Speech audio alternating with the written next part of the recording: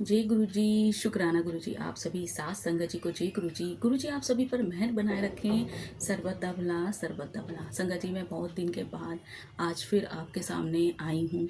और जैसे कि आज माता रानी का पहला नवरात्रा है, माँ शैलपुत्री का पहला नवरात्रा है, माँ भवानी और गुरुजी महाराज आप सभी पर अपनी मेहर बनाए रखें और आशा करती हूँ कि आप सभी स्वस्थ और मस्त होंगे। संगत जी मैंने सोचा कि हम गुरुजी के विषय में तो बताते ही रहते हैं और गुरुजी तो इतने महान थे कि उन्होंने कभी भी किसी कह सकते हैं कि अपने ये नहीं कहा गुरुजी ने कि मुझे ही पूजो मुझे ही मानो। उन्होंने कहा कि जो भी आपके घर में कुल देवी या कुल देवता की पूजा होती है आप उनको भी मानो, उनकी भी पूजा करो, उनको भी समान आदर दो और मुझे एक गुरु के रूप में जानो। हालांकि वो महाशिव थे और सभी जानते हैं उनके विषय में, तो सिर्फ मैं वही आज आपसे उन्हीं की कह सकते हैं उन्हीं की बातों को फॉलो करते हुए, क्योंकि हम उनके फॉलोअर हैं, गुरुजी की बातों को फॉलो करते हुए ही आज मैं माता के नवरात्रे चल रहे हैं और मैं श्री दुर्गा सप्तशती का पाठ प्रारंभ करने जा रही हूँ। और आशा करती हूँ कि आप सभी अपना प्रेम हमेशा की तरह बनाए रखिएगा। मुझसे कहीं भूल चूक हो जाए, गलती हो जाए तो मुझे क्षमा कर दीजिएगा। जय गुरु जी, शुक्राना गुरु जी। हम शुरू करते हैं श्री दुर्गा सप्तशती, दुर्गा चालीसा एवं आरती संग्रह। संगत जी हम गुरुजी से जुड़े हैं ना, तो बहुत सारी चीज़ें ऐसी हैं जो मतलब पहले से ही करते आ रहे थे।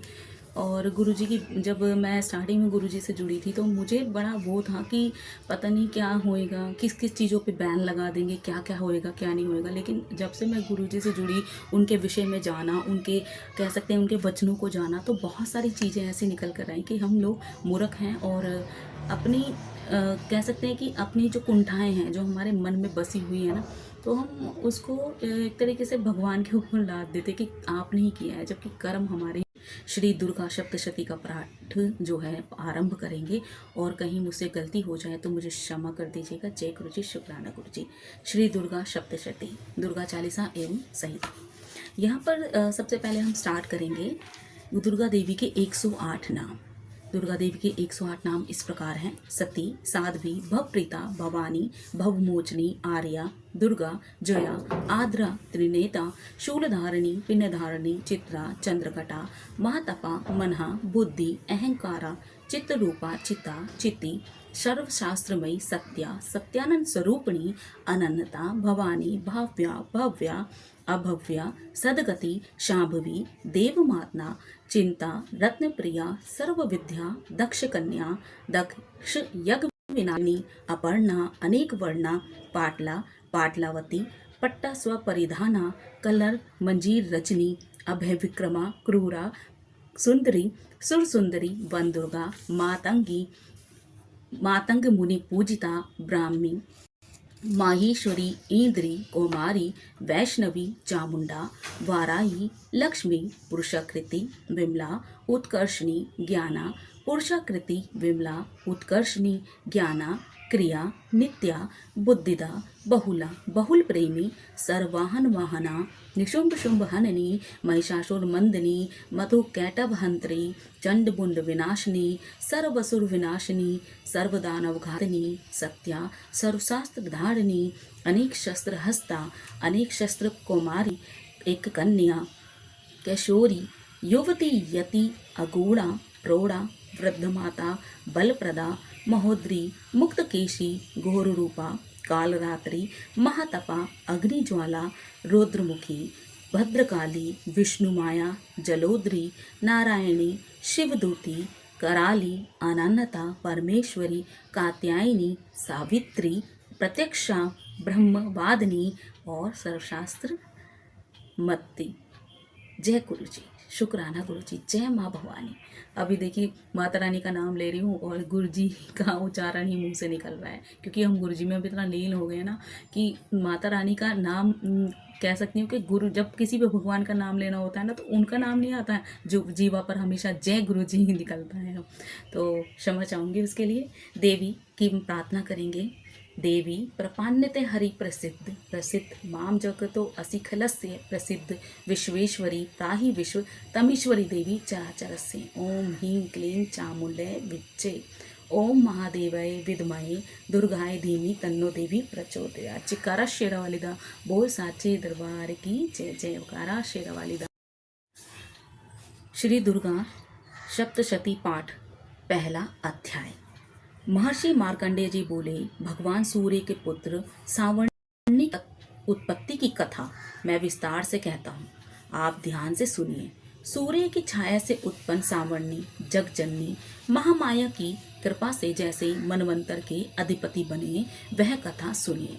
प्राचीन काल में स्वारोचिष मनवंतर के चेत वंशी राजा सुरत समस्त पृथ्वी के चक्रवर्ती राजा हुए। वे प्रजा का अपने पुत्रों की भांति पालन करते थे। यवन राजाओं से राजा सुरत की शत्रुता हो गई। दुष्ट दलन राजा सुरत से उनका भयंकर युद्ध हुआ और थोड़ी सेना होने से यवन राजाओं ने सुरत को हरा दिया।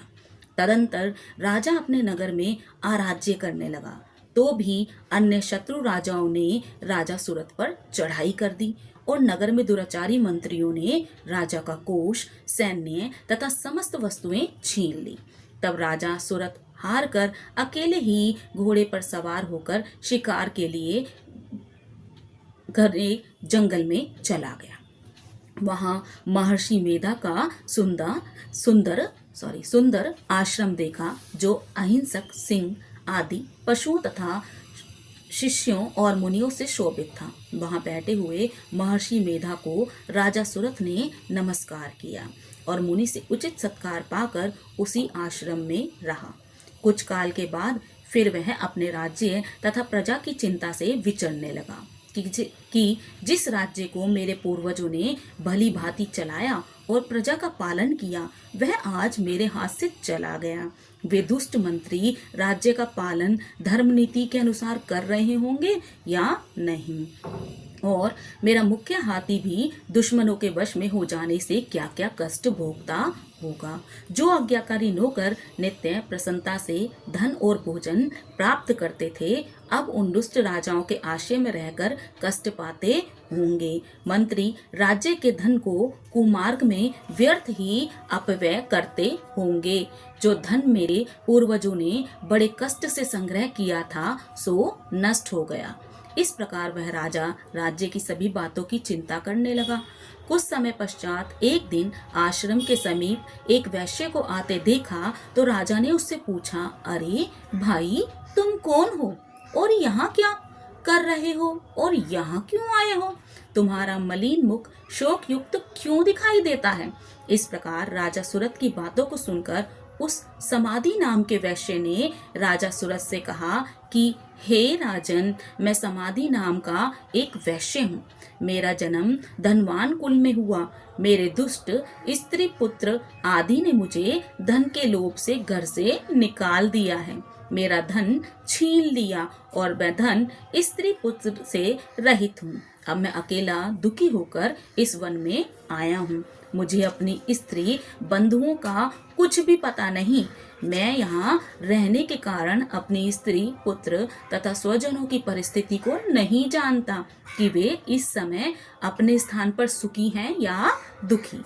मैं यह भी नहीं जानता कि मेरे पुत्र सदाचारी हैं या व्यभिचारी। राजा बोला, जिन स्त्री पुत्रादि ने तेरे धन संपत्ति को छीन लिया है, फिर उन्हीं के स्नेह में तेरा मन क्यों जाता है? वैश्य बोला, आपने मेरे विषय में जो बातें कही वे वास्तव में सत्य हैं, परंतु मैं क्या करूं? मेरे चित्त में कठोरता उत्पन्न नहीं होती। जिन पुत्रादि ने धन के लोभ में आकर मुझे घर से निकाल दिया, मेरा चित्त फिर भी उन्हीं में आसक्त होता है। मैं क्या करूं? इन स्वजनों के निर्मोही होने पर भी मेरे मन में उनके प्रति प्रेम है।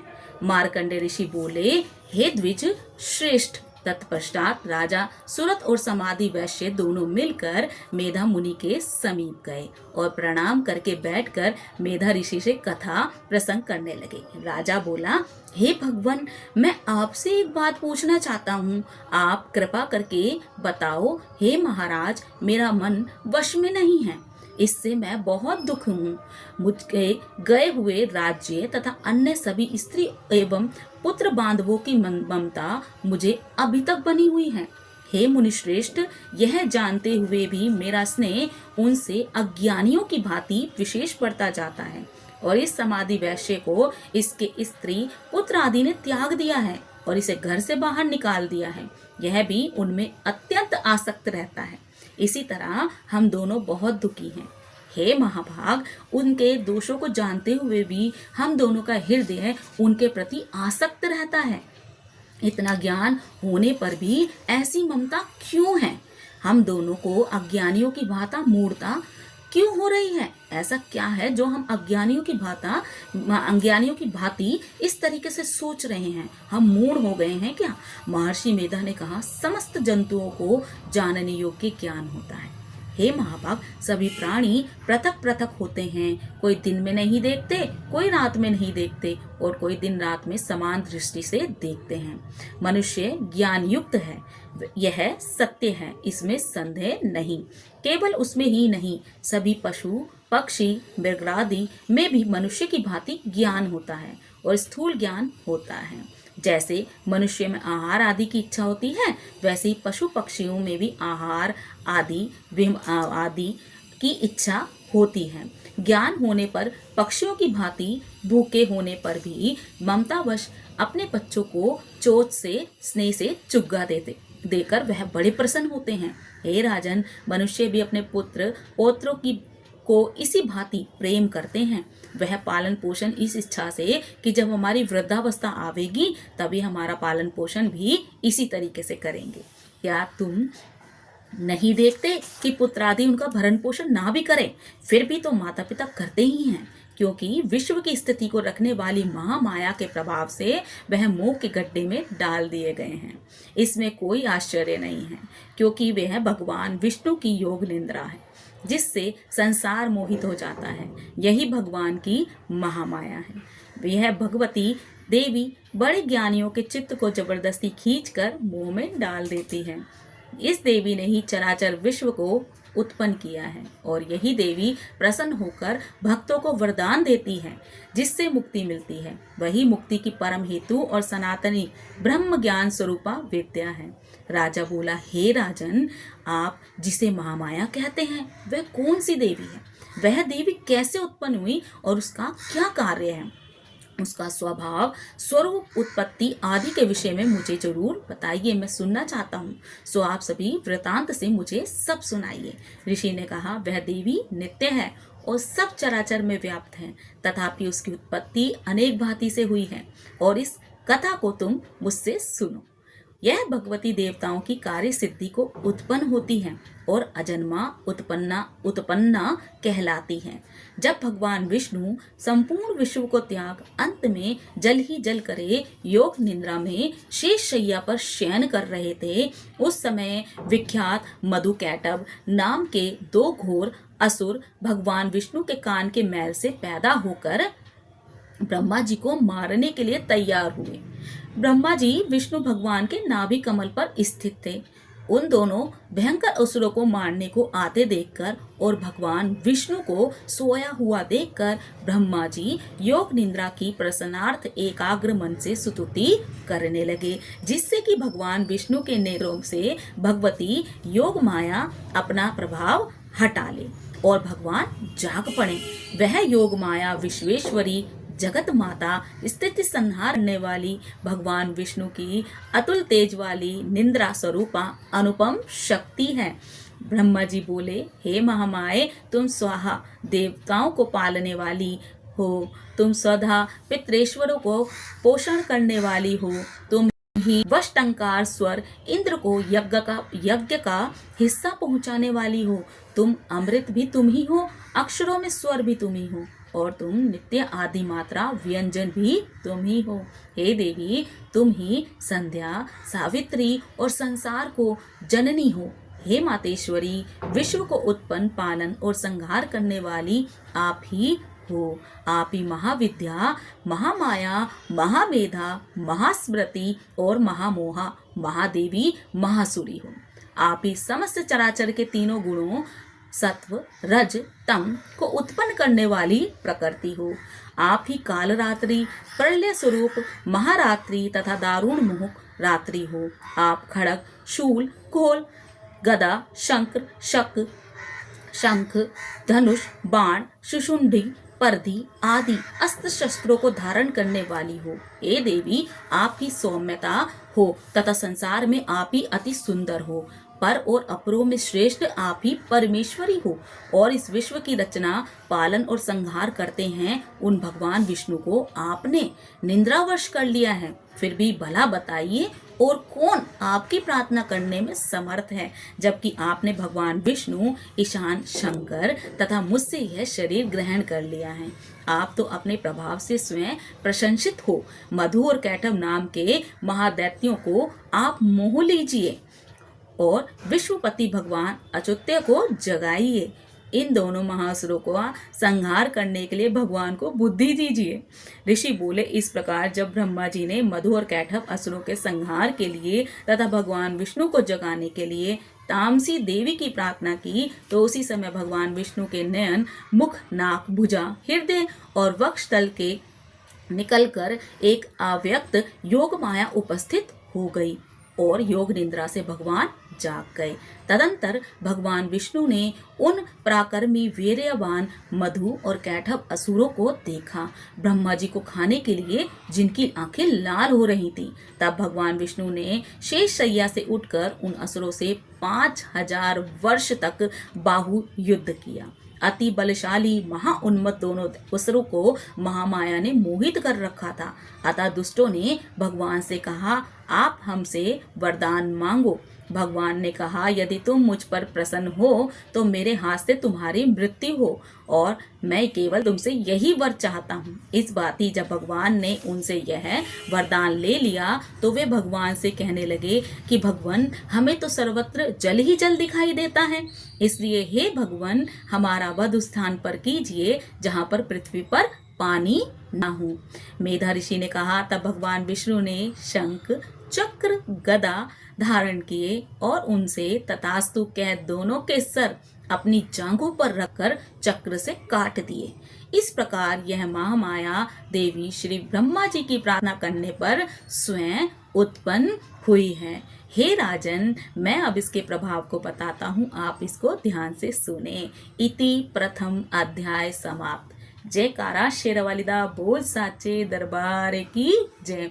माए मेरी जगदियाँ जोता वाली माता, तेरी सदा ही जय। जय जय माता रानी, जय गुरु जी, जय जय गुरु जी, शुक्राना गुरु जी।